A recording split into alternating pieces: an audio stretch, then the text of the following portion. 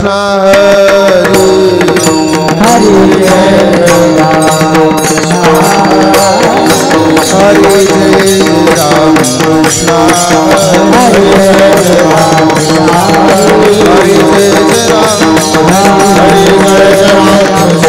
हरे जय राम हरे जय राम हरे जय राम हरे जय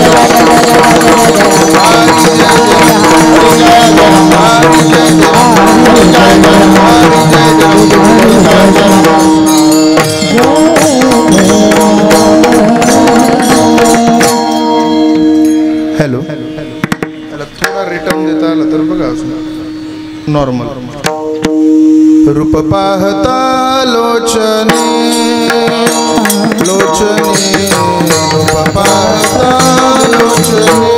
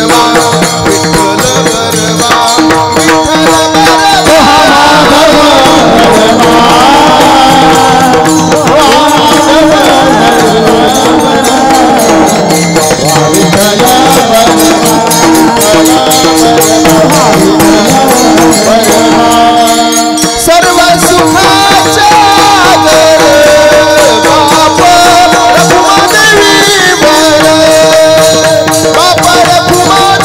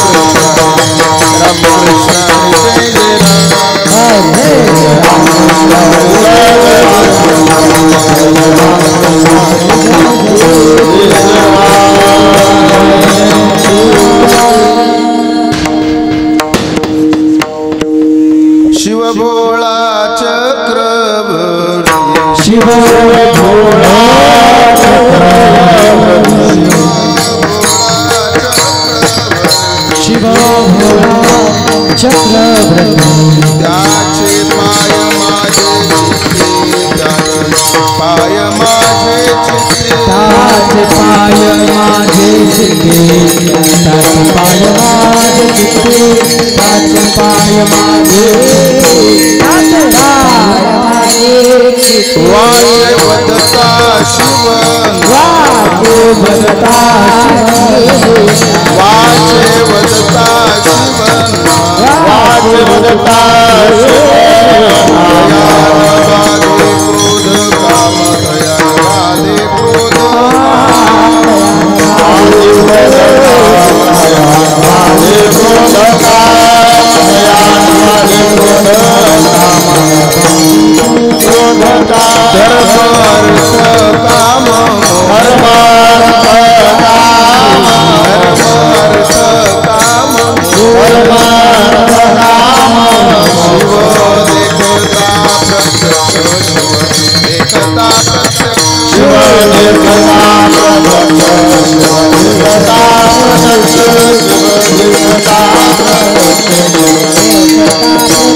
वाचे वदता शिव वाचे वदता शिव वाचे वदता शिव वाचे वदता शिव दयान वादे क्रोध काम दयान वादे क्रोध दयान वादे क्रोध काम दयान वादे क्रोध दयान वादे क्रोध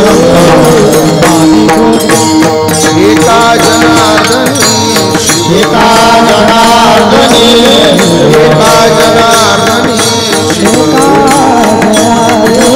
शिवारी खळी काळाचा शिवारी खळी काळाचा खळी काळाचा खळी काळाचा खळी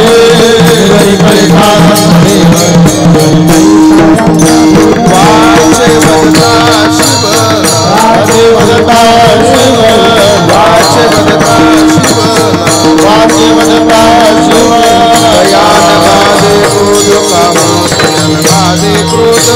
दयान वादे क्रोध काम दयान वादे क्रोध काम दयान वादे क्रोध काम वादे क्रोध हरि जय जय विठोबार कुमार हरि हरि हरि हरि हरि हरि हरि हरि हरि हरि हरि जय जय विठोबार कुमार हरि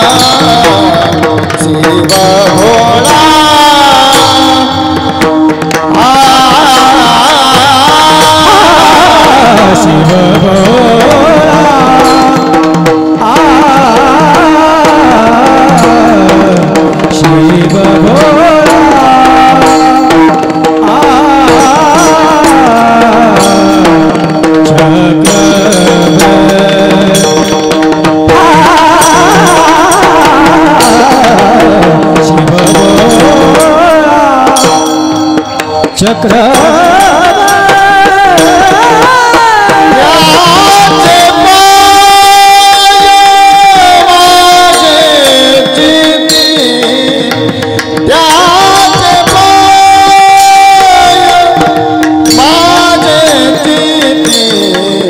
वदता शिवना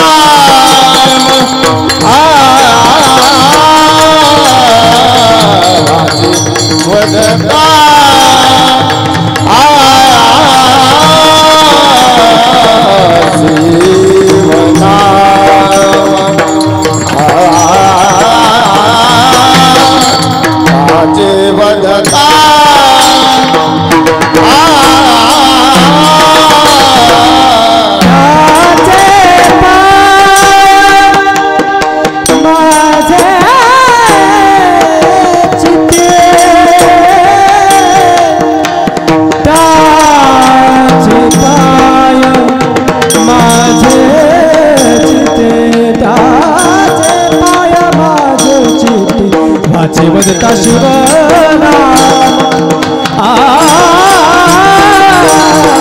वाचे वदता शिवना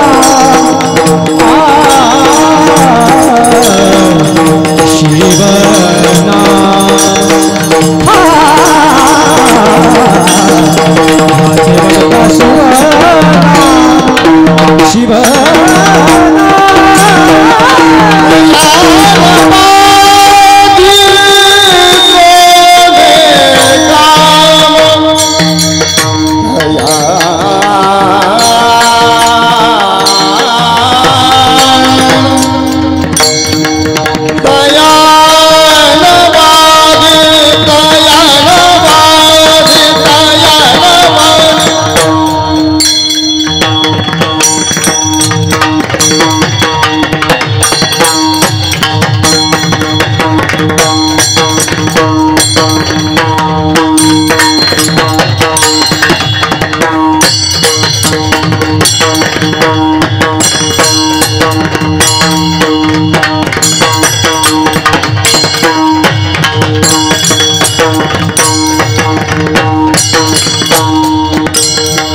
दया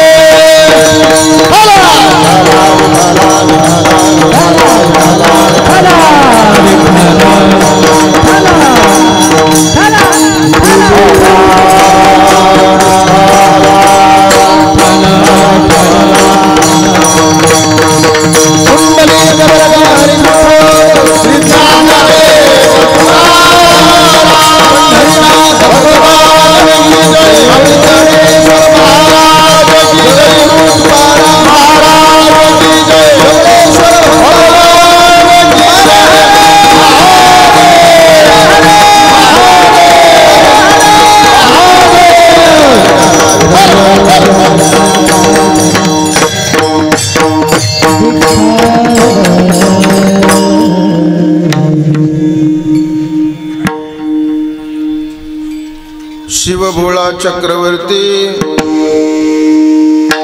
शिवभोळा चक्रवर्ती, त्याचे पाय माझे चित्ती, वाचे वदता शिवनाम, तयान बादी क्रोध काम, धर्म अर्थ काम मोक्ष, शिव देखता प्रत्यक्ष, एका जनार्दनी, शिव निवारी करी काळाचा भेव, विठ्ठला विठ्ठला विठ्ठला विठ्ठला विठ्ठला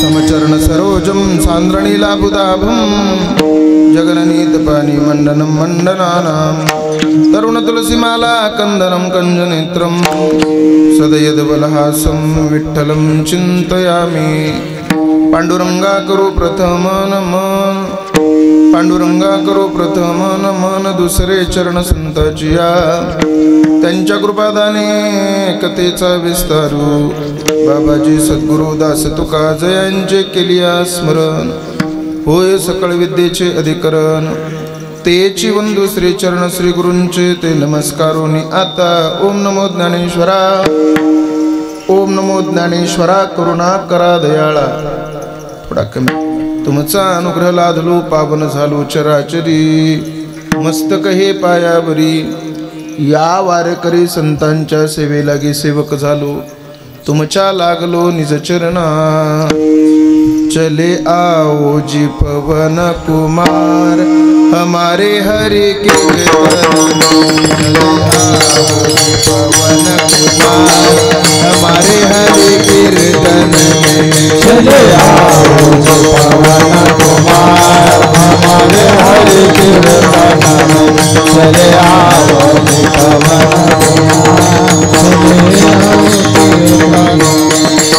राम जी को लाना, लखन जी को लाना, राम जी को लाना, लखन जी को लाना, राम जी को लाना, लखन जी को लाना, राम जी को लाना, लखन जी को लाना, लेके आओ सारा परिवार, हमारे हरि कीर्तन में, चले आओ जी पवन कुमार, हमारे हरि कीर्तन में, चले आओ जी पवन कुमार, हमारे हरि कीर्तन में, चले आओ जी पवन कुमार, हमारे हरि कीर्तन में।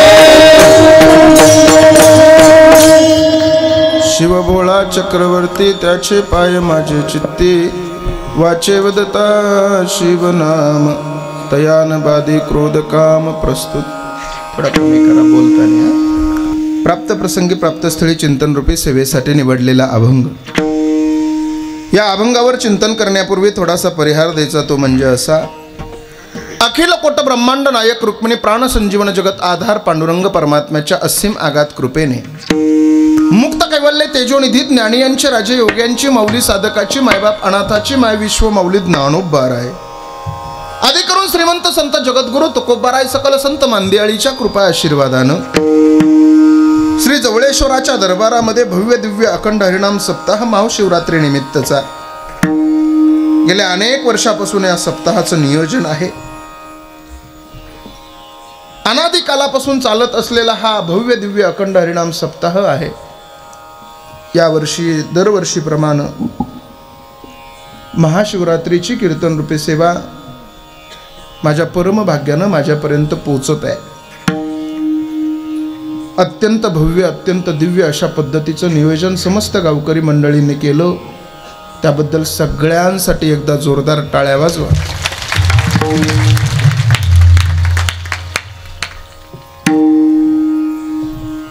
उद्या काल्याचं कीर्तन आहे, आज जागराची सेवा आहे आणि त्यामध्ये थोडं कमीच राहू द्या आणि सेट केला की शांत राहा।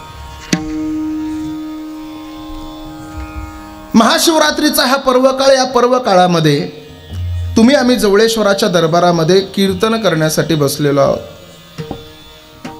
या सप्ताहाचं नियोजन करत असताना 4 महिन्यापासून सगळ्यांची धावपळ असते।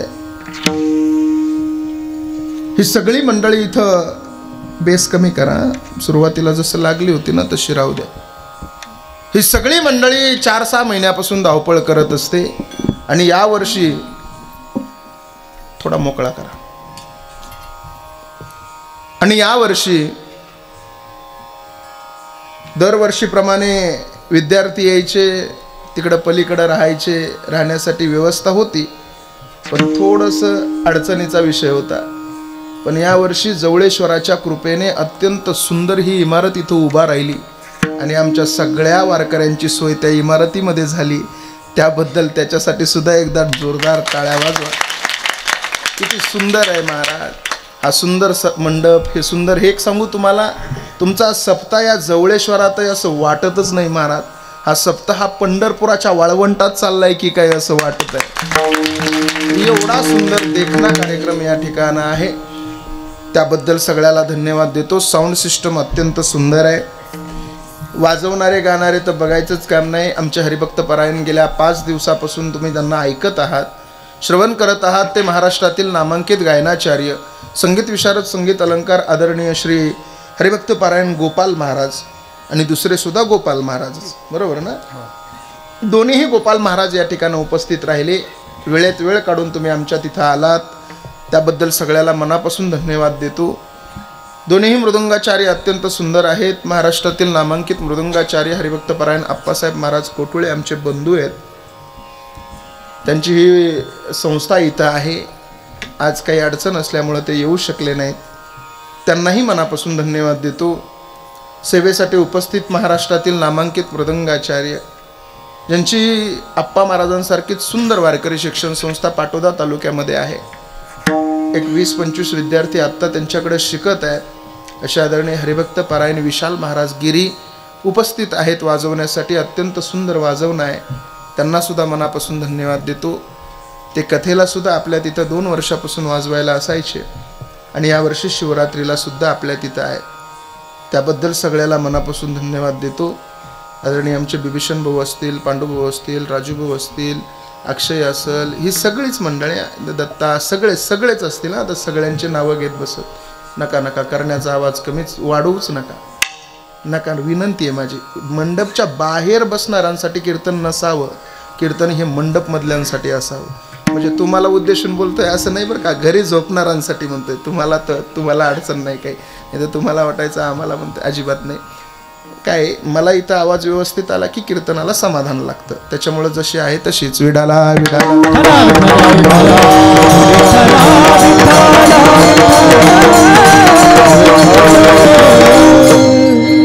जास्त विलंब न करता माझ्याकडे फक्त 1 तासभर शिल्लक आहे, त्या तासामध्ये आपल्याला सेवा करायची आहे।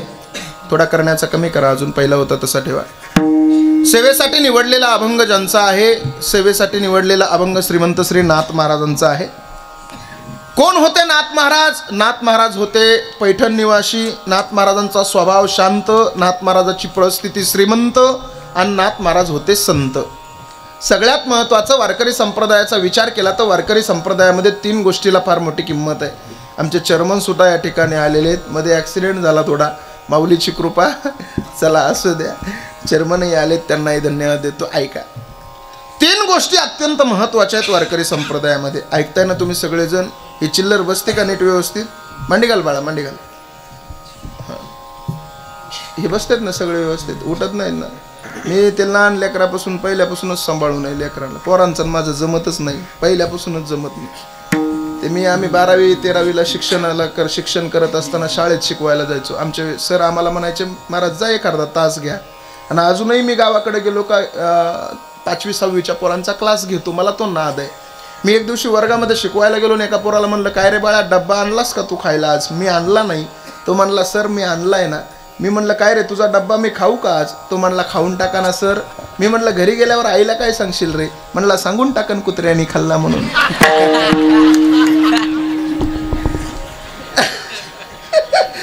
लय अवघड आहे महाराज, काय सांगायचं तुम्हाला। त्याच पोराला आमच्या एका मॅडमने विचारलं, काय रे बाळ्या, एका बाजूला 1 किलो लाडू ठेवले आणि 1 किलो बुद्धी ठेवली, तर तू काय घेशील रे? तो म्हणला मॅडम मी 1 किलो लाडू घेईल. मॅडम म्हणली अरे वेड्या, मी असते तर मी 1 किलो बुद्धी घेतली असती. तो बाळ्या म्हणला अहो मॅडम बरोबर आहे ना, ज्याला जे कमी येतो तेच घेणार आहे ना. एवढे असते विचित्र, त्याच्यामुळे म्हणलं शांत बसायचं, अजिबात हालायचं नाही. व्यवस्थित विठाला विठाला.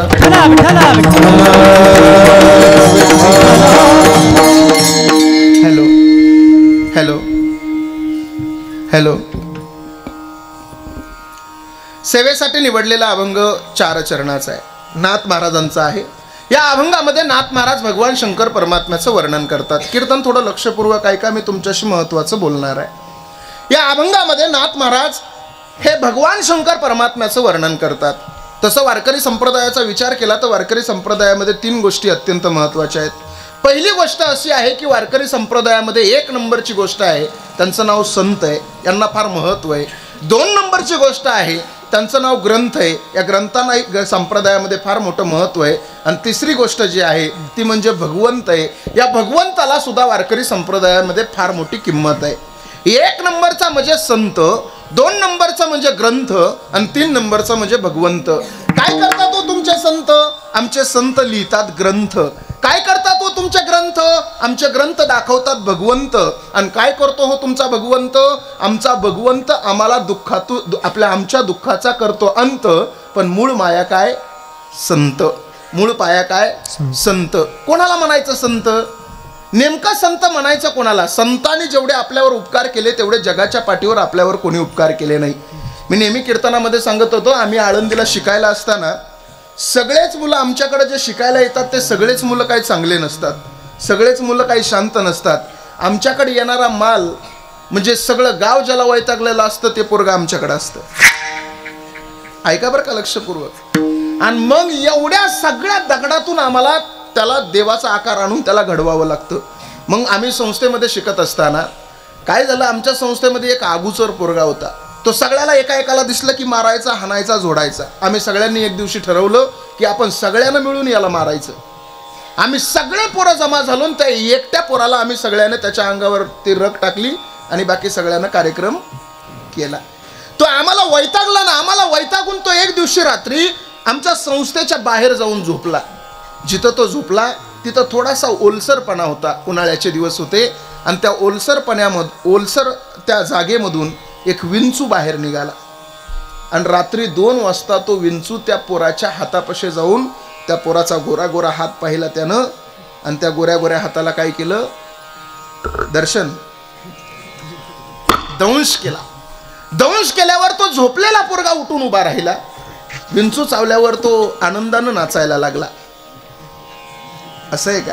नाही. विंचू चावल्यावर त्याच्या जीवाची लाही लाही झाली. तो माझ्या रूम मध्ये आला, मला म्हणला माऊली माऊली मला विंचू चावला, काहीतरी करा माऊली. मी त्याला माझ्या हातामध्ये उचललं. आम्ही जिथं शिकत होतो तिथूनच इंद्रायणी नगर आहे, त्या इंद्रायणी नगरमध्ये 3 नंबरच्या गल्लीमध्ये गेलो. तिथं 75 वर्षाचा म्हातारा माणूस विंचू उतरवण्याचं काम करत होता. मी त्या 75 वर्षाच्या म्हाताऱ्याचा दरवाजा वाजवला. त्या म्हाताऱ्या माणसानं रात्री 2 वाजता दरवाजा उघडला. आणि 2 वाजता दरवाजा उघडल्यावर त्यानं खुंटीवर त्याला मी सांगितलं. तो म्हणला कशासाठी आलात? मी म्हणलं अहो बाबा याला विंचू चावला. त्यानं सांगितलं विंचू चावला, 2 मिनिटात उतरवतो. खुंटीवर एक पिशवी लटकवलेली होती, त्यानं ती पिशवी काढली. त्या पिशवीमधली चिमटभर राख घेतली आणि जिथं त्या पोराला विंचू चावला होता तिथं ती राख लावली आणि तोंडात 2 मंत्र पुटपुटला. विंचू 2 मिनिटामध्ये उतरून गेला. मी त्या पोराला घरी आणलं. घरी आणल्यावर संस्थेवर ठेवलं, पण मला दम निघला नाही. मी दुसऱ्या दिवशी सकाळी उठलो त्या 75 वर्षाच्या म्हाताऱ्याकडे गेलो. संताचा उपकार सांगतोय तुम्हाला, ऐका. त्या 75 वर्षाच्या म्हाताऱ्या माणसाकडे गेलो आणि त्यांना म्हणलं काय हो बाबा, रात्री आम्ही 2 वाजता आलोत, अहो तुम्ही 2 मिनिटात विंचू उतरवला, कसं काय बरं शक्य झालं? त्या 75 वर्षाच्या म्हाताऱ्यानं मला सांगितलं अहो महाराज, विंचू उतरवण्यासाठी काही मंत्र असतात. मी म्हणलं बाबा तुमचं वय किती हो? तो म्हणला 75 वर्ष. मी म्हणलं बाबा अजून जगून जगून तुम्ही एक 5 वर्ष जगता. मग ते 5 वर्ष जगून मंत्र तुमच्या सोबत जाण्यापेक्षा मला देऊन टाका ना त्या 5 वर्षाच्या म्हाताऱ्या. बाकीच्याचा आवाज कमी करावं, हे काय गप करणं का हॅमिंग होतंय. 5 वर्षाच्या त्या म्हाताऱ्यानं मला उत्तर दिलं. मी त्यांना सांगितलं, का हो बाबा 5च वर्ष तुम्ही जगताल अजून, मग हे मंत्र तुमच्यासोबत वर जाण्यापेक्षा मला देऊन टाका ना. त्या 75 वर्षाच्या म्हाताऱ्यानं मला उत्तर दिलं, महाराज हे मंत्र मी तुम्हाला देऊन टाकले तर माझी किंमत कमी होऊन जाईल. ऐका बरं, विंचवाचं विष किती वर्ष राहतं? 12 वर्ष, 6 महिने, 12 दिवस, 24 तास. विंचवाचं विष फक्त 24 तास राहतं. ते 24 तासाचं दुःख नाहीसं करण्यासाठी 75 वर्षाच्या म्हाताऱ्यानं मला फक्त 2 मंत्र सांगितले नाहीत. या संसाराचं दुःख नाहीशा करण्यासाठी त्या दिवशी मला ज्ञानोबाराय कळाले, त्या दिवशी मला तुकोबाराय कळाले. ज्या दिवशी 24 तासाचं दुःख नाहीसं करण्यासाठी त्या 75 वर्षाच्या म्हाताऱ्यानं मला 2 मंत्र सांगितले नाहीत, त्या दिवशी मला ज्ञानोबारायाची आठवण आली. या संपूर्ण संसाराचं दुःख नाहीसं करण्यासाठी माझ्या ज्ञानोबारायानं ज्ञानेश्वरी फुकट दिली आणि तुकोबारायानं गाथा फुकट दिला.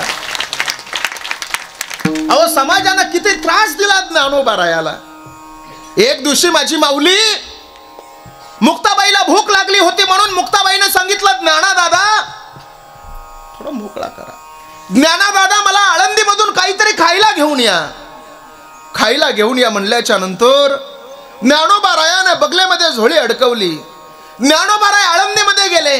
आळंदीतल्या लोकांना ज्ञानोबारायाला सांगितलं होतं, संन्याशाची लेकरं आहेत तुम्ही, आळंदीमध्ये बंदी आहे, तुम्हाला येऊ नका आळंदीमध्ये.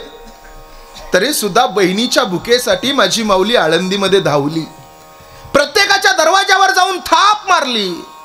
प्रत्येक लोकाला ज्ञानोबारायानं सांगितलं, भिक्षा वाढा, भिक्षा वाढा, माझ्यासाठी नको माझ्या बहिणीसाठी वाढा. नाही ऐकलं आळंदीतल्या लोकांनी. ज्ञानोबारायाला पाहिल्याबरोबर धडाधड दरवाजे बंद केले आळंदीतल्या लोकांनी. कोणी कोणी म्हणलं, अरे संन्याशाचे लेकरं तुम्ही तुमच्या तोंड बघितले तरी आम्ही बाटून गेलो. बाटली रे आमची आळंदी, कशाला आले तुम्ही आळंदीमध्ये?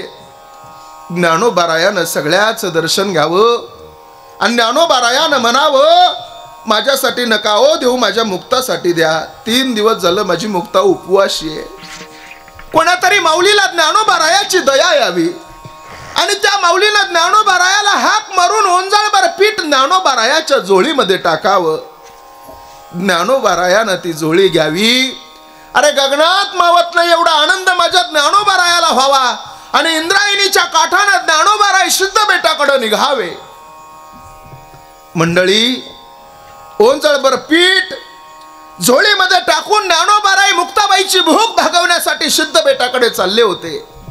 पण तेवढ्यात तिकडून विसोबा खेचर आला, घोड्यावर बसून आला. ज्ञानोबारायाला पाहिलं त्यानं आणि विसोबा म्हणायला लागला, ज्ञान्या अरे कशासाठी आला आळंदीमध्ये? बाटली आमची आळंदी, बाटली आमची इंद्रायणी. अरे तुला सांगितलं होतं आळंदीला यायचं नाही, संन्याशाची लेकरं तुम्ही आळंदीमध्ये बंदी आहे तुम्हाला. ज्ञानोबाराय धावत धावत गेले. ज्ञानोबारायानं विसोबा काकाचे पाय धरले. काका आज नका अडवू मला काका.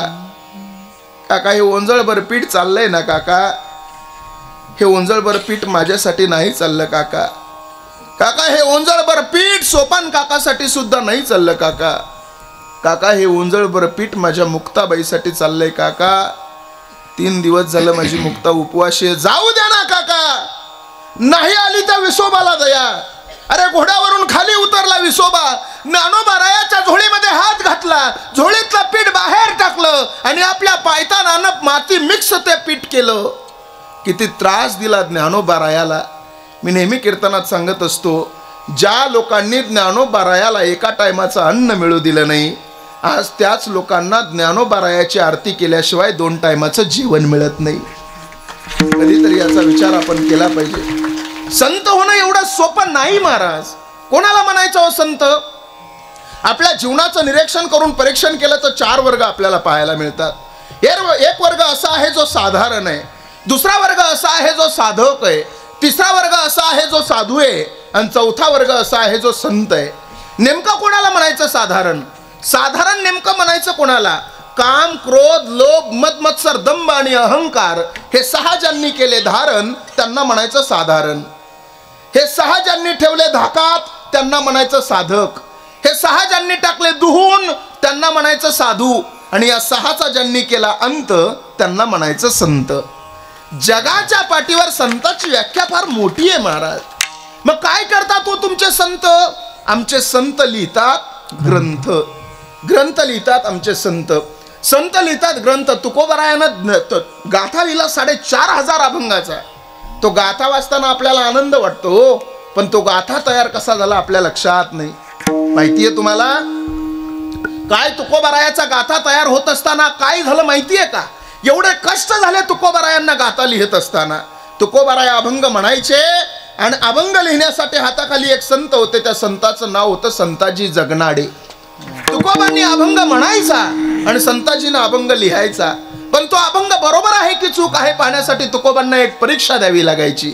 एक विस्तवामध्ये तापलेलं तप्त नाणं तुकोबांनी उचलायचं, जिभेवर ठेवायचं. चटका बसला तर अभंग चुकीचा समजून बाजूला काढायचा, आणि चटका नाही बसला तर अभंग बरोबर समजून गाथ्याला जोडायचा. 4,500 अभंगाचा गाथा. चटके किती खावे लागले असतील कधी विचार केलाय का? मग काय करतात आमचे संत? संत लिहितात ग्रंथ. अहो ज्ञानोबारायाचा ग्रंथ काय कौशल्य महाराज वारकरी संप्रदायातल्या ग्रंथांचं. हरिपाठ नावाची एक संध्या आहे. हरिपाठ माहिती ना तुम्हाला? हरिपाठ नावाची एक संध्या आहे. ती संध्या जर तुम्ही रोज म्हणत राहिलात ना महिला मंडळ, तर तुम्हाला कुंभमेळ्याला जाऊन तुमचा हा देह पवित्र करत बसण्याची गरज नाही. ज्ञानोबाराय म्हणतात तो हरिपाठ रोज तुम्ही घरी जरी म्हणला ना तरी तुमचा देह पवित्र झाल्याशिवाय राहणार नाही. हरिपाठी कीर्ती मुखे जरी गाय, हरिपाठ कीर्ती मुखे जरी गाय, हरिपाठ कीर्ती मुखे जरी गाय, पवित्राची होय देहदाता, पवित्राची होय देहदाता. हरिपाठ कीर्ती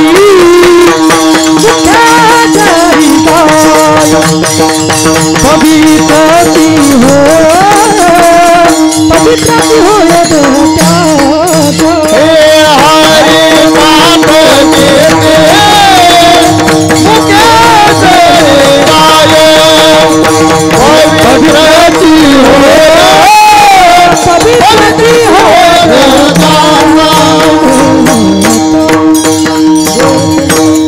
वारकरी संप्रदायामधील संत लिहितात ग्रंथ. ग्रंथ आपल्याला आपला देह पवित्र करण्याचं काम करतात, आणि त्याचबरोबर संत दाखवतात आपल्याला भगवंत. बर, या वारकरी संप्रदायामध्ये 3 या अंकालाच फार मोठी किंमत आहे. बघा तुम्ही परमार्थ करायचा असेल तर परमार्थामध्ये कीर्तन नावाची एक संध्या आहे. त्या कीर्तनाला सुद्धा 3 गोष्टी लागतात. लावणी मृदुंग, श्रुती टाळ घोष. लावणी मृदुंग विणा आणि टाळ या 3 गोष्टी कीर्तनाला लागतात. चला जाऊ द्या परमार्थाचं. संसार करायला 3 गोष्टी लागतात. 1 उदक, अग्नी, धान्य झाल्या घडे पाक. आणि एका विना एक कामाने रोज जेवणाची व्यवस्था तुमची पाहायची असेल तर धान्य लागतं, अग्नी लागतं आणि पाणी लागतं. जुन्या काळामध्ये एवढ्या 3 गोष्टी लागायच्या. आता झोमॅटोहून पार्सल येतं. 2 मिनिटात गुगल पार्सल यायला लागलं महाराज. जुन्या काळातलं चांगलंच होतं महाराज. जुन्या काळामध्ये चपाती टम फुगायची, आता करणारी फुगती. काटवटीमध्ये भाकरी करायची महाराज जुन्या काळात, बरं का पांडुभाऊ? काटवटीमध्ये लोक भाकरी करायची, आणि काटवटीतल्या भाकरीला चव लागायची, परातीतल्या भाकरीला लागत नाही. काटवटीतल्या कोणी कोणी खाल्ल्यात इथं? आ कसं आहे? सगळ्यांनीच वा वा वा. काटवटीतल्या भाकरी सगळ्यांनीच खाल्ल्यात महाराज. पण खरं सांगा, काटवटीतल्या भाकरीला चव आहे का परातीतल्या? हो, काटवटीतल्या. मी एक दिवशी विचार केला, का बरं काटवटीतल्या भाकरीला चव लागत असेल, परातीतल्या का लागत नसेल? मग माझ्या लक्षात आलं, काटवटीला भाकरी करत असताना पाय ठेवण्यासाठी 2 कानं असतात, म्हणून त्या भाकरीला काय होते, परातीला कानं नसते. अगोदर पायाचे 2 अंगठे. कशी चव लागल त्या भाकरीला? तिच्या पदस्पर्शाने पुनीत आणि पावन झालेली भाकर तुमच्या ताटात येते. कशी चव लागेल? डिजिटल जमाना झाला महाराज, सगळा डिजिटल जमाना. लोक मोबाईलवर कीर्तन बघायला लागले ना आम्हाला बोलवायला लागले. त्या 2-2 मिनिटाच्या क्लिपाने वाटुळं केलं महाराज सगळं. चांगल्या चांगल्या कीर्तनकाराला घरी बसावं लागायले. मी विनंती आहे तुम्हाला, 2 मिनिटाच्या क्लिपा बघून, आपल्यात कोणी घेतच नाही म्हणा, पण 2 मिनिटाच्या क्लिपा बघून कधीच कीर्तनकाराला बोलवलं नाही पाहिजे. नाही तर कधी कधी होऊन जातं महाराज, अवघड होतं. ते एक जणानं माझीच 2 मिनिटाची क्लिप ऐकली, मला फोन केला, म्हणे महाराज तुमचं कीर्तन घ्यायचंय. म्हणलं घे बाबा. म्हणे तारीख रिकामी. म्हणलं आहे, लिहून घ्या. लिहून घेतली. व्हॉट्सअपला तुमचा फोटो द्या. फोटो देऊन टाकला. त्यानं बॅनर छापला आणि बॅनरवर माझं नाव काय टाकलं माहिती आहे का?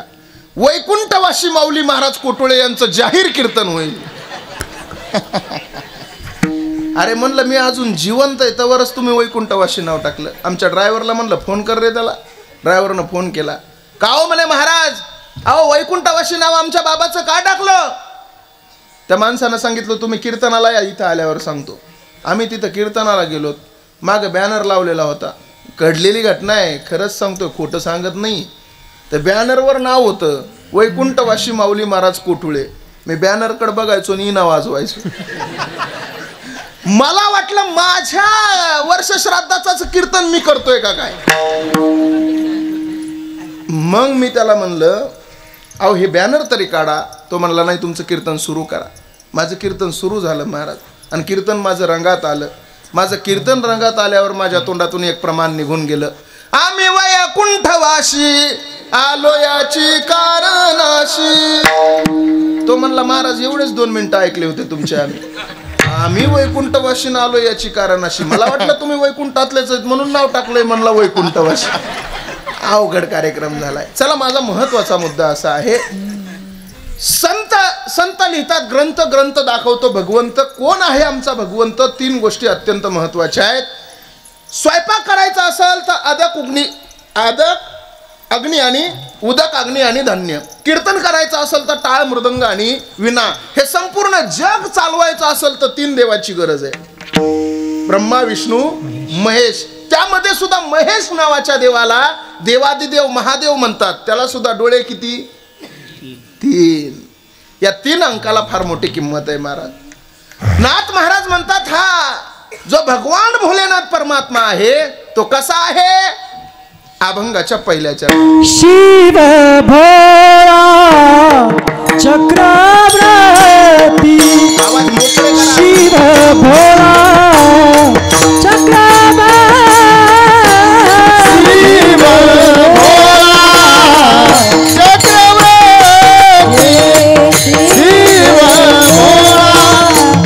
चक्रवर्ती. शिव भोळा चक्रवर्ती. शिव भोळा चक्रवर्ती. शिव भोळा चक्रवर्ती. शिव भोळा चक्रवर्ती. शिव भोळा चक्रवर्ती. त्याचे पाय माझे चित्ती. त्याचे पाय माझे चित्ती. वाचे बदता शिवनाम. वाचे बदता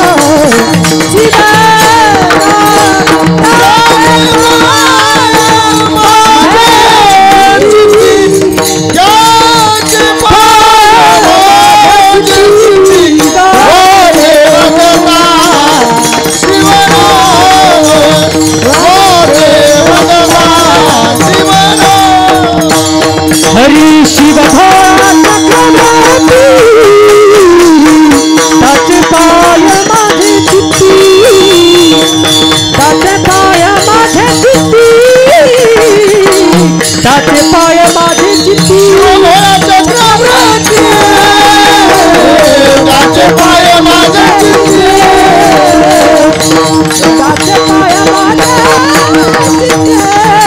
त्याचे पाय माझे चित्ती.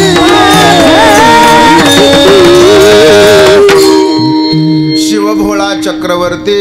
नाथ महाराजांना वर्णन केलंय की तो महादेव, देवाचा देव महादेव आहे. तो भोळा आहे. भोळा आहे म्हणजे नेमका कसा आहे? कोणाला म्हणायचं भोळं? जो आपल्याकडून कमी घेतो ना आपल्याला जास्त देतो त्याला म्हणायचं बोळ. घेताना आपल्याकडून त्याच्याकडे जरी 100 रुपयाची वस्तू असली आणि तुम्ही 10 रुपये दिले तरी तो 100चे तुमच्या पदरात टाकतो 10 रुपये घेतो, त्याला म्हणायचं बोळा. किती भोळा आहे महादेव सांगतो ऐका. एक दिवशी भगवान पार्वतीचं आणि महादेवाचं लग्न ठरलं. लग्न जमलं, सगळीकडे पत्रिका वाटल्या, सगळं झालं. सगळे मोठे मोठे लोक महादेवाच्या लग्नाला आले. महादेवाचं वराडी मंडळ तर फारच विचित्र होतं. कोण आहे वराडी मंडळ? भूत पेताळ नाचती. महादेवाच्या लग्नामध्ये भरपूर मोठी मोठी लोक आली, पण त्याच लोकांमध्ये कुबेर भगवान आले. सगळ्यांना वेगवेगळ्या भेटवस्तू आणल्या होत्या. महादेवाचं लग्न पार पडल्याच्या नंतर कुबेर भगवानानं महादेवाला घर दान देऊन टाकलं. एवढं मोठं घर होतं, सोन्याचं घर होतं, दान देऊन टाकलं. भगवान पार्वतीचा आणि महादेवाचा विवाह संपन्न झाला. संपूर्ण काही व्यवस्थित पार पडलं आणि आता घरामध्ये राहायला जाणार. पार्वती म्हणल्या चला कुबेरानं दिलेल्या घरात राहायला जाऊ. महादेव म्हणले तसं राहायला जात नसते, वास्तुशांती करून जात असते. मग वास्तुशांती करण्यासाठी भगवान महादेव विद्वान दशग्रंथी ब्राह्मणाचा शोध घ्यायला लागले. मग सगळ्यात अगोदर ब्रह्मदेवाकडे गेले. ब्रह्मदेवाला म्हणायला लागले, ब्रह्मदेवा तुम्ही स्वतः माझ्या घराच्या वास्तुशांतीच्या पूजाचा कार्यक्रम तुम्ही करायचा. ब्रह्मदेव म्हणले मला वेळ नाही, माझ्या पोराला तारीख द्या. बापले कीर्तनकार असले का? बापाची नाही बसली का बाप म्हणतो माझी खाली नाही, लेकाची घ्या. माझाच साप विरोध आहे महाराज या गोष्टीला. कुठपर्यंत विरोध आहे? जोपर्यंत माझं कीर्तनकार होत नाही तोपर्यंत. ऐका, लक्ष देऊ. ब्रह्मदेवाने सांगितलं माझ्या लेकाची तारीख घ्या. लेकाची रिकामी नव्हती. मग सगळ्याच्या पहिल्या कोणाचीच तारीख रिकामी भेटना. ब्राह्मण तर पाहिजे, विद्वान पाहिजे, दशग्रंथी पाहिजे, वेदाच्या रुचा त्याला आल्या पाहिजेत. मग एवढा मोठा ब्राह्मण आपल्याला मिळाल कुठं? म्हणून शोध घेतला तर ब्रह्मदेवानं डायरेक्ट रावणाकडे बोट दाखवलं आणि ब्रह्मदेव म्हणला याच्या एवढा विद्वान पंडित तुम्हाला या पृथ्वी तलावावर मिळणार नाही. दशग्रंथी आहे आणि तुमचा भक्त आहे, जा त्याच्याकडं. भगवान भोलेनाथ रावणाकडे गेले आणि रावणाला म्हणले तुम्हाला माझ्या घराची वास्तू शांती करावी लागेल. रावण म्हणला चालेल, काही अडचण येणार नाही. रावण आणला. रावणानं सगळ्या देवतेवतांना प्रणाम केला. समोर वेदाच्या रुचा म्हणायला लागला. दशग्रंथी विद्वान पंडित होता तो. आणि संपूर्ण पूजा अत्यंत सुंदर पद्धतीनं पार पाडली. आणि मग भगवान शंकर म्हणल्या, भगवान शंकर रावणाला म्हणले आता बोला काय दक्षिणा पाहिजे तुम्हाला? रावण म्हणला कसं आहे ना देवा, आता तुमच्या घराची पूजा तर झालीच आहे, मग तुम्ही एक काम करा, ते घरच मला देऊन टाका. तरी सुद्धा पार्वतीनं डोळे वर करून पाहिलं. अरे म्हणे मी अजून एक दिवस मुक्काम नाही केला त्याच्यात, तवर घर मागायला लागला को तू. तरी सुद्धा कसलाही विचार नाही केला आणि रावणाला कुबेरानं दिलेलं घर दान देऊन टाकलं. त्याला म्हणायचं भोळा, तीच आताची लंका. शिव भोळा चक्रवर्ती, शिव भोळा चक्रवर्ती, शिव भोळा चक्रवर्ती, शिव भोळा चक्रवर्ती. त्याचे पाय माझे तुझे, त्याचे पाय माझे, त्याचे पाय माझे तुझे, त्याचे पाय माझे तुझे, त्याचे पाय माझे तुझे, त्याचे पाय माझे. शिव भोळा चक्रवर्ती, त्याचे पाय माझे चिते, त्याचे पाय माझे चिते, त्याचे पाय माझे चिते.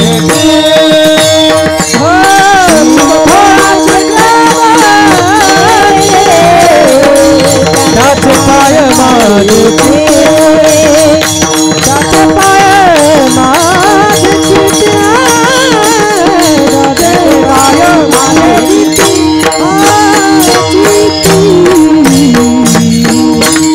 एवढा भोळा आहे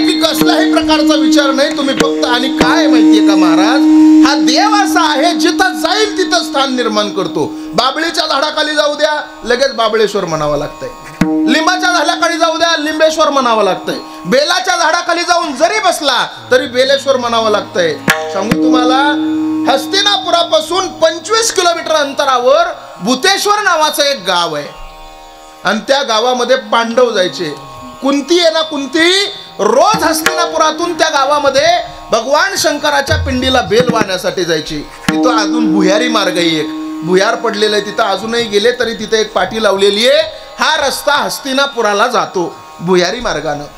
रोज कुंती उठायची, फक्त शिवरात्रीला नाही, रोज उठायची आणि जायची. एक दिवशी भगवान महादेवानं जरा कुंती मातेची मजा केली. भगवान महादेवानं ती पिंडच बाजूला करून घेतली. कुंती माता गेली, पिंड बघायला गेली, सगळीकडे पाहिलं, पिंड कुठं दिसत नाही. मग भीमाला बोलवलं.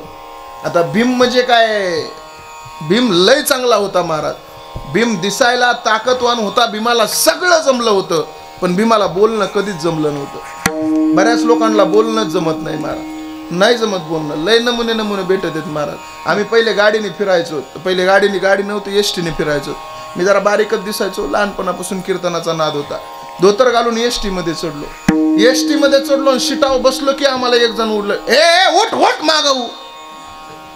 आपलं धोतर धरलं आणि मागं गेलो. पण जे मला उठ म्हणलं होतं ते प्युअर बेवडं होतं. त्या सीटवर बसलं, कंडक्टरने त्याला उठवलं आणि नेमकं माझ्या शेजारी बसवलं. त्याने अर्धी टाकलेली होती, अर्धी त्याच्या हातात होती. ते समोर बसलं, मला म्हणे महाराज आहेत काय? म्हणलं महाराजच आहे. कुठं चालले? म्हणलं कीर्तनाला चाललो. कुठं चालले? म्हणलं आंबेजोगाईला चाललो. बर आपलंच गाव? म्हणलं तिथवर आहेस का आता तू? तो म्हणला महाराज आहेत म्हणल्यावर दर्शन घ्यावं लागल तुमचं. मी म्हणलं राहू दे बाबा, राहू दे, कशाला दर्शन घेतो, बसलोय, बसू दे, मला राहू दे. नाही दर्शनच घ्यावं लागल म्हणला. मी म्हणलं बरं घ्या बाबा, घ्यायचंय तर आता काय करता, तुमच्या कुठं राधी लागतात. त्याने काय केलं माहितीये का, ती अर्धी हातात धरलेली होती ना, माझ्या हातात दिली. म्हणली धरा म्हणलं दर्शन घेऊ द्या. आता काय करता, द्यावं लागलं, पडावं लागलं, पाया पडलं माझ्या. ते एवढे विचित्र असते. तर महत्वाचं मला सांगायचं आहे की जगाच्या पाठीवर भगवान शंकरासारखा भोळं दैवत आपल्याला मिळणार नाही. ती जी होती ना, भीमाला सांगितलं कुंतीने, काय म्हणे इथं महादेवाची पिंड दिसत नाही, देव दिसत नाही, तुम्ही पहा कुठं तरी. त्या भीमानं सांगितलं काळजी करू नको माते, मी पाहतो सगळीकडं. भीमानं सगळ्या जंगलामध्ये पाहिलं, भीमालाही कुठंच दिसलं नाही. भीमानं काय केलं माहितीये का, एक घडा घेतला, तो असा पालता घातला, त्याच्या असा पिंडीचा आकार त्याला दिला आणि त्याच्यावर फुलं टाकले. आणि कुंती मातेला भीमानं सांगितलं, कुंती मातेला, माते अगं इथं बघ सापडला म्हणे हा देव, सकाळपासून लय लोक ह्याची पूजा करून गेलेत. कुंती माता तिथं आली, त्या पिंडीची, त्या लिंगाची कुंती मातेने पूजा केली. तिथं त्याचं नाव पडलं घडेश्वर. अजूनही जा, नंबर लागत नाही त्याचं दर्शन घेण्यासाठी. एवढा भोळा आहे महाराज. विठाला विठाला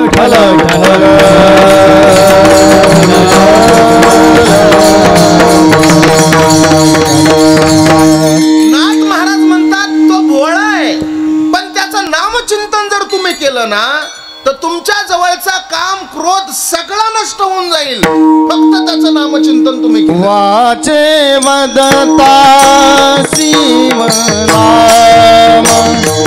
वाचे वदता शिवनाम, वाचे वदता शिवनाम,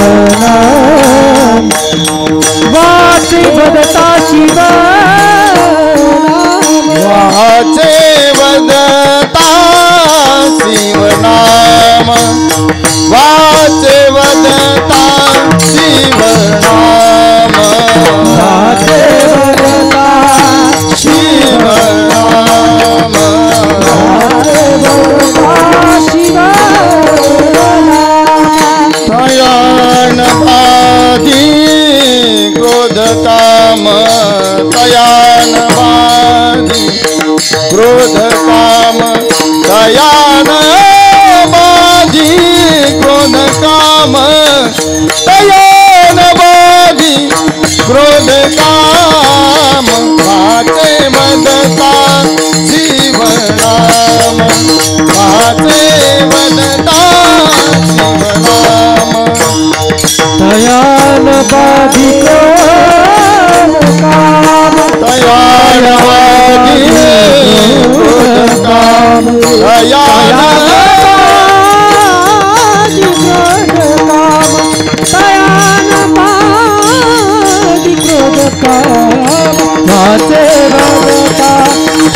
नाम वाचे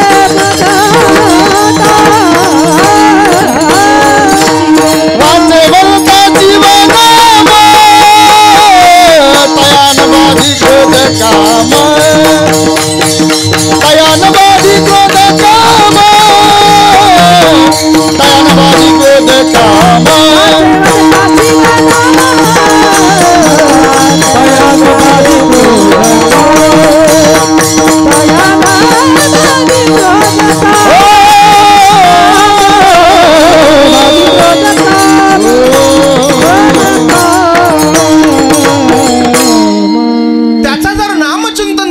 जीवनामध्ये घेतलं तर काम क्रोध हे सगळे षडविकार नष्ट होऊन जातील महाराज. एवढा सुंदर आहे. देताना छप्पड फाड के देताय पण घेताना पण तसंच घेतो बरं का. ज्या वेळेस त्या रावणाला लंका दिली भगवान शंकरानं पण घेताना सुद्धा जाळूनच पुन्हा घेतली ना. महादेव कुणाचा अवतार आहे? आपला हनुमंतराय कुणाचा अवतार आहे? भगवान शंकराचाच आहे ना. घेताना पण तसाच घेतो. सांगतो ऐका एक उदाहरण. रोज आम्ही लोकांना सांगतो नामचिंतन करा, नामचिंतन करा, नामचिंतन करा. लोक आमचं ऐकत नाहीत महाराज. पण खरं सांगू तुम्हाला, तुम्ही जर आमचं ऐकलं नाही ना तर आमच्या बापाचं काही जाणार नाही. आमचं सांगायचं काम आहे.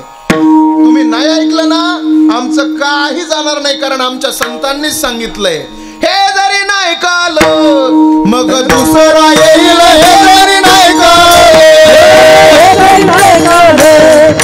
दुसरा येईल. हे जरी नाही काले सरत शेवटी बा बाळ बांधून नेईल. सरत शेवटी बा बाळ बांधून नेईल. सरत शेवटी बा बाळ बांधून नेईल. सरत शेवटी बा एका जनार्दनी तुमच्या काय बाजाईल. एका जनार्दनी तुमच्या काय बाजाईल. एका जनार्दनी आमच्या काय बाजाईल. एका जनार्दनी आमच्या काय बाजाईल. पिंगळा पिंगळा पिंगळा पिंगळा पिंगळा महाद्वारी बोल बोली तो देखा. पिंगळा महाद्वारी बोल बोली तो देखा. पिंगळा महाद्वारी बोल बोल तो देखा. पिंगळा महाद्वारी बोल बोल तो देखा. ताली वाजवा सगळेजण. वा वा वा वा. वर्तमान कोटे दादा वर्तमान कोटे. वर्तमान कोटे दादा वर्तमान कोटे. वर्तमान कोटे दादा वर्तमान कोटे. वर्तमान कोटे दादा वर्तमान कोटे. लटकेची बोलो मी वर्तमान कोटे. लटकेची बोलो मी वर्तमान कोटे. वर्तमान कोटे दादा वर्तमान कोटे. वर्तमान कोटे दादा वर्तमान कोटे. लटकेची बोलो मी वर्तमान कोटे. लटकेची बोलो मी वर्तमान कोटे. पिंगा ग बाई पिंगा ग. पिंगा ग बाई पिंगा. पिंगा ग बाई पिंगा ग. पिंगा ग बाई पिंगा. अवघा अवघा धांगड भिंगा ग. अवघा धांगड भिंगा ग. अवघा धांगड भिंगा ग. अवघा धांगड भिंगा ग. अवघा धांगड भिंगा ग. अवघा धांगड भिंगा ग. अवघा धांगड भिंगा ग. अवघा धांगड भिंगा ग. सुया घ्या पोट घ्या मनी घ्या. दाताचं दातवण घ्या ग पुण्य. कुंकू घ्या कोणी काळ मनी. कुंकू घ्या कोणी काळ मनी. कुंकू घ्या कोणी काळ मनी. कुंकू घ्या कोणी काळ मनी. कुंकू घ्या कोणी काळ मनी. कुंकू घ्या कोणी काळ मनी. कुंकू घ्या कोणी काळ मनी. कुंकू घ्या कोणी काळ मनी. दातवण घ्या ग पुणे. कुंकू घ्या कोणी काळ मनी. दाताचं दातवण घ्या ग पुणे. कुंकू घ्या कोणी काळ मनी. दाताचं दातवण घ्या ग पुण्य. कुंकू घ्या कोणी काळ मनी. कुंकू घ्या कोणी काळ मनी. कुंकू घ्या कोणी काळ मनी. कुंकू घ्या कोणी काळ मनी. कुंकू घ्या कोणी काळ मनी. कुंकू घ्या कोणी काळ मनी. कुंकू घ्या कोणी काळ मनी. काळ मनी.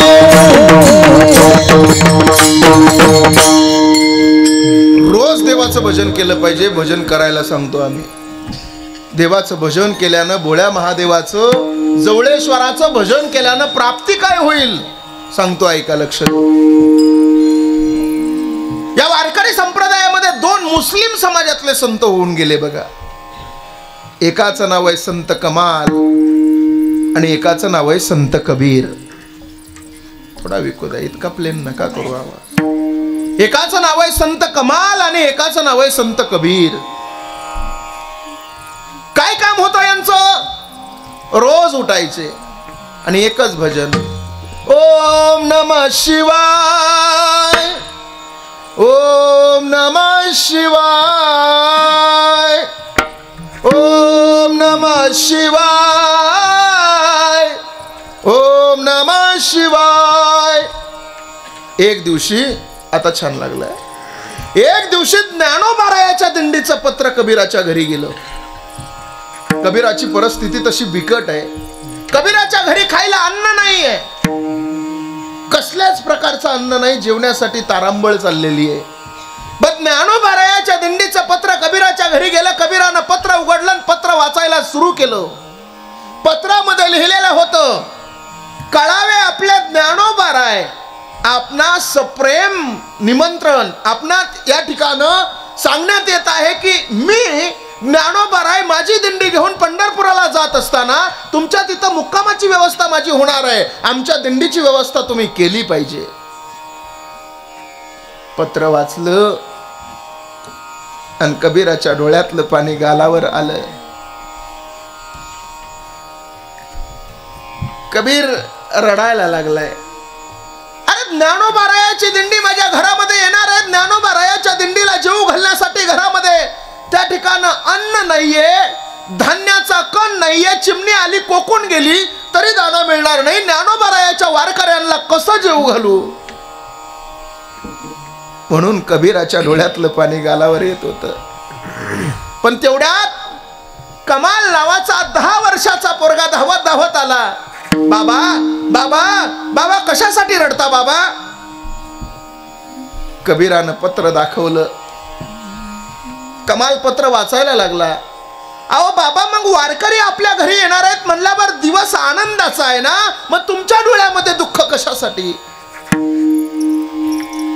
बापानं सांगितलं, आनंद आहे खरा राजा, पण ज्ञानोबारायाचे वारकरी आपल्या तिथं जेवायला येणार आहेत. घरामध्ये धान्याचा कण नाही. त्या 10 वर्षाच्या पोरानं सांगितलं, बाबा मी आहे ना, कशाला काळजी करता बाबा? बाबा, ज्ञानोबारायाचे वारकरी उपवासी जाऊ देणार नाही बाबा. बाबा एक काम करू आपण, बाबा एक काम करायचं, ज्ञानोबारायाच्या दिंडीला जेवू घालायचंय. वारकरी आपल्या घरामध्ये येणार आहेत, जेवू घालायचंय बाबा. वारकऱ्यांना जेवू घालण्यासाठी आपण चोरी करू बाबा. काय म्हणाला? अरे वेडायस का लेका? चोरी करायला गावामध्ये गेलो ना आपण पकडलो तर आपल्या कुळाला डाग लागल. लोक म्हणतील दिवसभर हे भजन करतात आणि संध्याकाळी चोऱ्या करतात, ढोंगी आहेत. तो म्हणला, बाबा नका ना काळजी करू, मी आहे ना बाबा, नाही तुमच्या कुळाला डाग लागू देणार. चला बाबा, चांगलं काम करायचंय आपल्याला, वाईट नाही बाबा. वारकऱ्यांना जेवू घालायचंय बाबा. 10 वर्षाच्या लेकराचं कमालाचं कबीरानं ऐकलं आणि कबीर कमालाच्या सोबत वारकऱ्याच्या दिंडीला जेवू घालण्यासाठी चोरी करायला निघाला. मंडळी, कबीर गावामध्ये गेला. जुन्या काळामध्ये एका बाजूला दरवाजे कोंडे असायचे, ते असा दरवाजा उघडला की एक दरवाजा रिकामा व्हायचा, त्या कोंड्यातून निघायचा बाजूला. एक दरवाजा बाजूला काढला किराणा दुकानाचा. कमाल म्हणला, बाबा तुम्ही बाहेर थांबा. दरवाजाच्या आतमध्ये कमालानं एक पाऊल टाकला, एक पाऊल बाहेर टाकला आणि कमाल हळूच म्हणायचा, ओ बाबा काय पाहिजे तुम्हाला, बोला आता. शेंगदाणे देऊ? शेंगदाणे उचलायचा, बाहेर द्यायचा. ओ बाबा गुळ देऊ? गुळ उचलायचा, बाहेर कबीराच्या हातात द्यायचा. ओ बाबा डाळ देऊ? डाळ उचलायचा आणि बाहेर द्यायचा. थोडीशी गडबड झाली आणि दुकानदार जागा झाला. दुकानदारानं 10 वर्षाच्या कमालाचा पाय पकडला, पण तेवढ्यात कमालानं हातामध्ये घेतलेला गुळ बाहेर द्यायचा होता. मुंडकं दरवाजाच्या बाहेर राहिलं, हात दरवाजाच्या बाहेर राहिले आणि पाय दरवाजाच्या आत राहिला. नेमका दुकानदारानं पाय पकडला आणि कमाल हलक्या आवाजात बाबाला म्हणायला लागला, बाबा दुकानदार जागा झाला. बापानं सांगितलं, अरे तुला सांगितलं होतं लेका मी, आता उद्या पंचायतामध्ये आपल्याला घेऊन जातील, पंचायत आपल्याला नावं ठेवल. अरे लोक म्हणतील दिवसभर भजन करतात आणि संध्याकाळी चोऱ्या करतात, कसला साधू ढोंगी आहेत हे. आपल्या कुळाला डाग लागल. तेवढ्या अडचणीत ते 10 वर्षाचं लेकरू म्हणत होतं, बाबा बाबा घाबरू नका बाबा, बाबा आपल्या कुळाला मी डाग नाही लागू देणार बाबा, घाबरू नका बाबा, बाबा घाबरू नका बाबा, तुम्ही तलवार आणली ना बाबा. बापानं सांगितलं, हो. काय कुलूप कापू का, काय कडी कापू का, काय कोंडा कापायचा का? नाही बाबा, कुलूप नाही कापायची, कडी नाही कापायचा, कोंडा नाही कापायचं, कापायचं ते माझं मुंडकं कापायचं बाबा. जर तुम्ही माझं मुंडकं कापलं ना बाबा, तर या दुकानदाराला कळणार नाही हे धड कोणाचं आहे, आणि तुमच्या कुळाला डागही लागणार नाही बाबा. मंडळी, अहो कमालाचं मुंडकं वारकऱ्याच्या दिंडीला जेऊ घालण्यासाठी कबीर नावाच्या संतानं कसला विचार नाही केला. अरे स्वतःच्या लेकराचं मुंडकं कापलं, एका हातामध्ये मुंडकं धरलं आणि एका हातामध्ये किराणाचं सामान घेतलं, आणि कबीर ज्ञानोबारायाच्या वारकऱ्यांना जेऊ घालण्यासाठी घराकडे निघाले. ज्ञानोबारायाची दिंडी येणार होती. एका हातामध्ये किराणा सामान आहे, एका हातामध्ये स्वतःच्या लेकराचं मुंडकं आहे. अरे त्या कबीराच्या बायकोनं पाहिलं तर तिच्या डोळ्यातलं पाणी गालावर आलं. कोणती आई अशी असेल की स्वतःच्या मुलाचं मुंडकं पाहून भाकर थापण्याचं धाडस करल? पण कबीरानं सांगितलं, हे बघ रडायची वेळ नाही, हे बघ रडायची वेळ नाही, हे मुंडकं धर, त्या पलंगावर ठेव आणि त्याच्यावर धोतर पांघरून घाल, आणि येणाऱ्या वारकऱ्याच्या दिंडीला जेऊ घालण्यासाठी भाकरीचं नियोजन कर. कबीराची बायको भाकरी थापत थापत भजन करत होती. ओम नमः शिवाय, ओम नमः शिवाय, ओम नमः शिवाय, ओम नमः शिवाय. तेवढ्यात वारकऱ्याची दिंडी आली महाराज. सगळ्यांची पंगत बसली महाराज. सगळ्या पंक्तीला कबीर वाढत होते, पण तेवढ्यात या दुकानदारानं ते धड उचललं. त्याला समजलं नाही हे धड कोणाचं आहे, म्हणून त्यानं ज्या रस्त्यानं वारकऱ्याची दिंडी जाणार होती त्याच रस्त्याला एक भला मोठा सूळ होता, खांब होता. त्या सुळावर तो देह त्यानं लटकवला. 2 हात असे खाली सोडलेले होते, मुंडकं नव्हतं, पाय बांधलेले होते, इथं बांधलेलं होतं, हात मात्र खाली सोडलेले होते. आता वारकऱ्याच्या दिंडीचं जेवण झालं, आणि ज्ञानोबा तुकाराम, ज्ञानोबा तुकाराम करत करत वारकरी निघाले. कुठं? पंढरीला. जात असताना कबीर सुद्धा त्यांना वाट लावायला निघाले, पण वाट लावत असताना नेमकी दिंडी आता त्या सुळाच्या जवळून चालली होती, ज्या सुळावर कबीराच्या पोराचं कमालाचं धड लटकवलेलं होतं. आणि चलता चलता दिंडी आता सुळाच्या समोर आली, आणि बघता बघता कबीरानं, एका वारकऱ्यानं कबीराचा खांदा दाबला, आणि तो वारकरी म्हणायला लागला, ए कबीरा, त्या सुळावर बघ ना, ते धड कोणाचं आहे बघ ना कबीरा. कबीर म्हणायचं, हो वारकरी, जा ना तुम्ही पुढं, वारीला जायचंय, पंढरीला जायचंय, जा ना तुम्ही पुढं, मला माहिती आहे ते धड कोणाचं आहे. नाही नाही कबीरा, एकदा बघ ना त्या धडाकडं. अरे कबीरा, एकदा बघ ना त्या धडाकडं, कोणाचं आहे कबीरा धड ते? अरे मुंडकं नसताना सुद्धा वारकऱ्याच्या दिंडीला जय हरी करतय, बघ ना कबीरा. कबीरानं बघितलं, डोळ्यातलं पाणी गालावर आलं, पण वारकरी कबीराला म्हणायला लागला, कबीरा, जर या धडाचं मुंडकं असेल तर मी याला जिवंत करल. ऐका ना मंडळी, धावत धावत कबीर घरी गेला, पलंगावरचं धोतर बाजूला काढलं, मुंडकं हातामध्ये घेतलं, आणि धावत धावत त्या वारकऱ्याच्या पायावर ठेवलं. वारकऱ्यानं ते धड उचललं, आणि ते मुंडकं उचललं आणि धडावर ठेवलं. जगाच्या पाठीवर ते धड जिवंत केलं, कमालाला जिवंत केलं. ही आमच्या वारकरी संप्रदायाची ताकद आहे. ज्यानं जिवंत केलं तो दुसरा तिसरा कोणी नव्हता. अहो जगाचा मालक भगवान, ज्याचं भजन करत होता तो कबीर, भगवान शंकर देवानं ते धड जिवंत केलं. म्हणून तर म्हणतात ना, त्याचं नामचिंतन केल्याच्या नंतर कसल्याही प्रकारचा काम अहो मागे पुढे उभा राहे संभाळीत. आणि आलिया आघात अभंगाच्या 2 चरणाचा भाव तुमच्या समोर दिलेला आहे. विस्तृत चिंतन 2 चरणाचं पाहायचे. 15 मिनिटं माझ्याकडे शिल्लक आहेत. सगळ्यांना मोठ्या प्रेमानं भजन करा. भजन झाल्याच्या नंतर राहिलेल्या उर्वरित 15 मिनिटामध्ये थोडंसं चिंतन पाहून शिवरात्रीची कथा अगदी शॉर्टमध्ये मी यावर्षी सांगणार आहे. कारण तुम्हाला डोक महाराजांनी सविस्तर ती कथा सांगितलेली आहे. त्याच्यामुळे मी 1-2 मिनिटांमध्ये सांगणार आहे. तत्पूर्वी सगळ्यांना भजन करा. महिला मंडळ अगोदर भजन करतील, पुरुष मंडळ नंतर भजन करतील. म्हणताना महिला मंडळ भजन. तुम्ही आज बोर झाल्या का? मी इथं फाशी घेऊ का? बोर नाही ना झाल्या तुम्ही? ऐका लक्ष देऊन. भजन म्हणायचं. म्हणताना सगळ्या जणी घाबरायचं नाही. तुम्ही घरात कोणाला घाबरता का हो? नाही घाबरत ना? इथं काय घाबरायचंय? बरोबर आहे की नाही? आता परवा मी एक टीव्हीला बातमी पाहिली, 9.5 लाख फॉर्म बाद झालेत असं फडणवीस म्हणाले. मी नाही म्हणालो, पण त्याच्यावर त्यांनी एक मुद्दा काढलाय. जे कोणी भजन करतील त्यात वाचण्याची शक्यता आहे. मी आत्ता चेहरे बघून सांगू शकतो कोणाकोणाचा फॉर्म बाद झालाय, पण त्याचे बजेट वेगळे ते कीर्तन झाल्यावर. ऐका. म्हणताना सगळ्या जणी गोड म्हणा. सुंदर माझे जाते ग फिरते बहुतुक,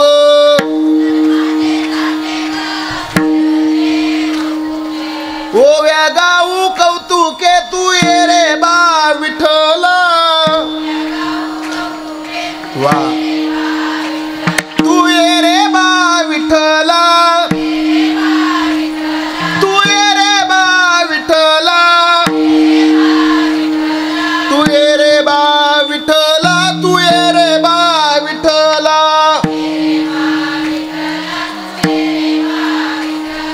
सासू आणि सासरा धीर तो तिसरा,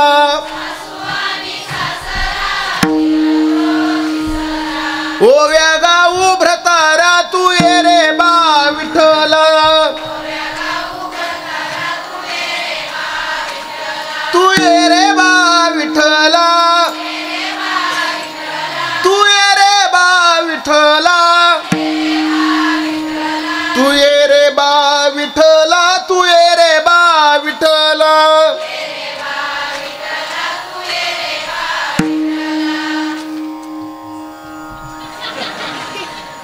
चांगलं म्हणजे छान.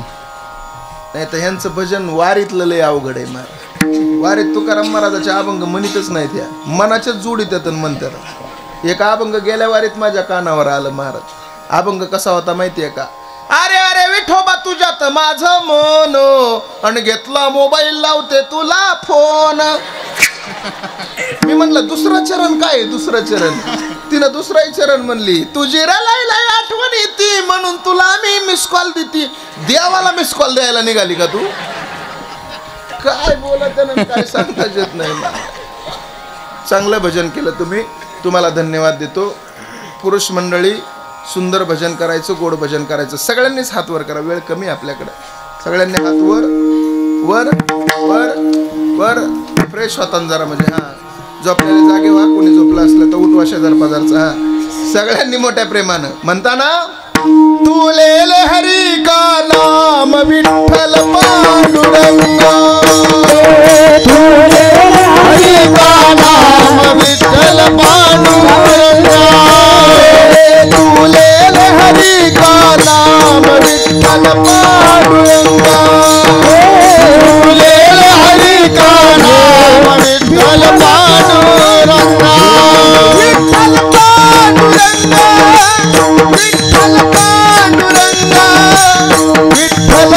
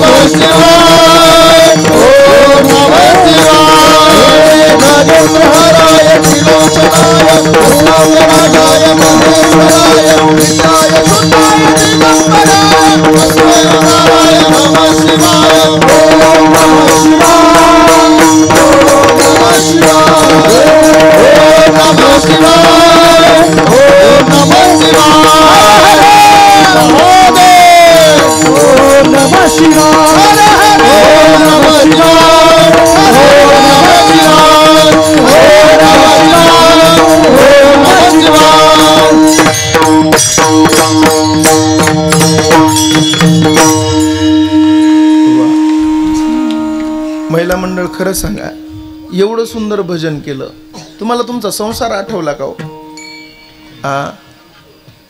अहो नावाव नाही मागत माझ्या, आठवला का सांगा? नाही ना. देवासोबत एकरूप होण्याचं एकमेव साधन काय असेल तर त्या साधनाचं नाव आहे देवाचं नामचिंतन. काय होतंय माहिती आहे का महाराज, ज्यावेळेस आपल्यावर दुःख येतं ना त्यावेळेस आपल्याला देवाची आठवण येते, पण ज्यावेळेस सुख येतं ना त्यावेळेस आपण देवाला विसरून जातो.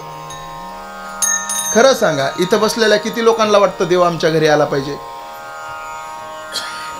सगळ्याला वाटतं की नाही? सगळ्याला वाटतं देव आमच्या घरी आला पाहिजे, पण असं कधी झालंय का हो? एखाद्या वेळेस देव त्याच्या कामामध्ये व्यस्त असेल, बिजी असेल, मग चला बुवा आपणच देवाच्या घरी गेलं पाहिजे. देवाच्या घरी म्हणजे गोइंग टू यमपुरी डायरेक्ट. देवाच्या घरी सोपं नाही, लोक नाही जायला तयार. महाराज ऐका, लक्ष द्या. एवढं सुंदर नामचिंतन जर आपण केलं, दिवसातून फक्त 10, 20, 25 मिनिटं तुम्हाला काय देता येतील ते भगवंताला द्या. तुम्ही म्हणाल महाराज देव लय झाले हो, कोणत्या देवाचं भजन करावं कळत नाही. सोपा देव सांगतो, विठोबा रखुमाये, जय विठोबा रखुमाये,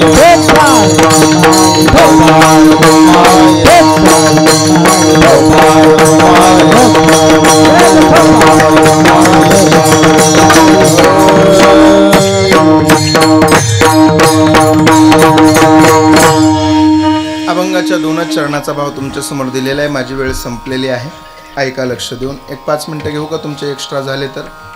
महिला मंडळ घेऊ का? हात वर करा बरं. कोणाला वाटतं कीर्तन लगेच संपलं पाहिजे? घेतो 5 मिनिटं तुमची. ज्या महाशिवरात्रीची कथा आपण दरवर्षी ऐकतो, दरवर्षी मीच सांगतो तुम्हाला आणि तुम्ही तीच ऐकता, त्यात काहीच बदल नाही. चंड बिल्लाची कथा, त्यात काहीच बदल नाही. मी सांगतो तुम्ही ऐकता, तीच कथा आहे. पण त्या कथेचं एक वैशिष्ट्य आहे महाराज, ती जरी मी सांगत असलो तरी ऐकण्याचं पुण्य, सांगण्याचं पुण्य मला आहे आणि ऐकण्याचं पुण्य तुम्हाला आहे. ती कथा तुम्ही काल परवा ढोक महाराजाच्या तोंडातून सुद्धा ती कथा ऐकली. जो पारधी, जो भिल्ल, ज्या सगळ्या शिकारी अत्यंत वेगवेगळ्या प्राण्याचा शिकार करायचं, सगळं काही करायचं, पण एक दिवशी तो बेलाच्या झाडावर बसला. ज्या दिवशी तो बेलाच्या झाडावर बसला त्या दिवशी त्याला शिकार मिळाली नाही. अगदी शॉर्ट सांगतोय, तुम्ही ऐकली म्हणून. त्या दिवशी त्याला शिकार मिळाली नाही. त्या दिवशी संपूर्ण दिवस त्याला उपवास घडला. त्या म्हणून तो आपलं बेलाचं पान एक एक तोडत तोडत खाली टाकत होता. काय करू, शिकार मिळत नाही, काय करू, शिकार मिळत नाही, म्हणून बेलाचे पानं तोडत तोडत खाली टाकत होता. जिथं पानं टाकत होता तिथं शिवलिंग होतं. त्या शिवलिंगावर पानं पडले. योगायोगानं त्याच्याकडून त्या दिवशी शिवरात्रीची पूजा घडली. आणि तिथून पुढं हरणी आल्या. एक एक म्हणलं, वडील म्हणले मला मार, एक गर्भीण म्हणली मला मार, ती 2 लेकराची आई म्हणले मला मार. ते सगळ्याचे जे लेकरं होते ते म्हणले यांना कोणालाच मारू नका, आम्हाला मारा. हे सगळं त्यानं पाहिलं त्या शिकाऱ्यानं. तो शिकारी म्हणला, अरे आपण माणसं आहेत, हे प्राणी आहेत, हे याला मार त्याला मार स्वतःच्या कुटुंबासाठी करतात. त्यानं सांगितलं मी शंकराची शपथ घेऊन घेतो, मीच तुम्हाला मारत नाही. त्यानं त्या हरणाला घेऊन एका ठिकाणी गेला. ज्या ठिकाणी गेला त्या ठिकाणी विमान आलं, हरणालाच घेऊन गेलं. तो तसाच राहिला. तो म्हणला मी तर यांना मारलंही नाही, मग मला का देवानं नेलं नाही त्या विमानामध्ये? जागा नव्हती का त्या विमानामध्ये? पण त्यानं त्यांना मारलं नाही, हे पाप त्यानं केलं नाही, पण विमानामध्ये जाण्या इतकं पुण्य सुद्धा त्यानं केलं नाही. काय करावं लागल? वर्षभर ओम नमः शिवायचा जप करत राहा. वर्षभर ओम नमः शिवायचा जप त्यानं केला आणि दुसऱ्या शिवरात्रीला देवानं विमान पाठवलं, त्या शिकाराला सुद्धा मोक्ष मिळाला. ह्या महाशिवरात्रीची कथा आपण सुद्धा सरळ सरळ भजन केलं ना महाराज, या महाशिवरात्रीच्या निमित्तानं त्या भजनाचा आनंद हा महादेव आपल्याला पटकन देऊन टाकतो. आपल्या पदरामध्ये पाहिजे ते टाकून देतो महाराज. ऐका, म्हणून जीवन जगत असताना सुखी जीवन जगा, आनंदी जीवन जगा. झालंय माझं कीर्तन, 2 मिनिटं तुमचे घेतो, ऐका. जीवनामध्ये व्यसन करू नका. मी गेल्या वर्षी, गेल्या 2 वर्षापूर्वी, दीड 2 वर्ष झाले असतील, भागवत कथेमध्ये माझ्या हातामधून, म्हणजे मी एवढा मोठा नाही आहे, पण ज्या व्यासपीठावर मी बसतोय ना ते व्यासपीठ फार मोठं आहे. मी नेहमी सांगत असतो, आम्ही अजिबात मोठे नाहीत, पण आमचा बाप ज्ञानोबा आहे, आमचा बाप तुकोबा आहे आणि आमची आई ज्ञानोबा आहे आम्ही त्या ज्ञानोबाचे तुकोबाचे लेकरं येतं म्हणून महाराज त्यांच्या बोटाला धरण्याचं त्यांच्या स्वतःच्या पाठीमागं हे वारकरी संप्रदायाची पताका घेऊन प्रचार करण्याचं काम आमच्या खांद्यावर आलेलं आहे. 2 वर्षापूर्वी मी आपल्या गावातल्या एका अशोक नावाच्या व्यक्तीला माळ घातली होती. मला वाटत नव्हतं ज्यावेळेस माळ त्यांना घातली होती त्यावेळेस सुद्धा त्यांनी अर्धी टाकलेली होती. मला वाटत नव्हतं ही व्यक्ती माळ ठेवील म्हणून, अजिबात वाटत नव्हतं. परंतु आज 2 वर्ष होऊन गेले. मला त्यांना मी त्याच दिवशी सांगितलं होतं की ज्या दिवशी तुम्ही वर्षभर हे सगळं सोडून देताल त्या दिवशी मी माझ्याकडून माझा उभा ड्रेस तुम्हाला देईल. तो उभा ड्रेस आज मी त्यांच्यासाठी आणलेला आहे. म्हणून त्यांनी त्याचा स्वीकार करायचा. तो शेवटी होणारच आहे. पण जीवन जगत असताना व्यसन करू नका, अजिबात व्यसन करू नका, वेगळ्या मार्गाने जाऊ नका.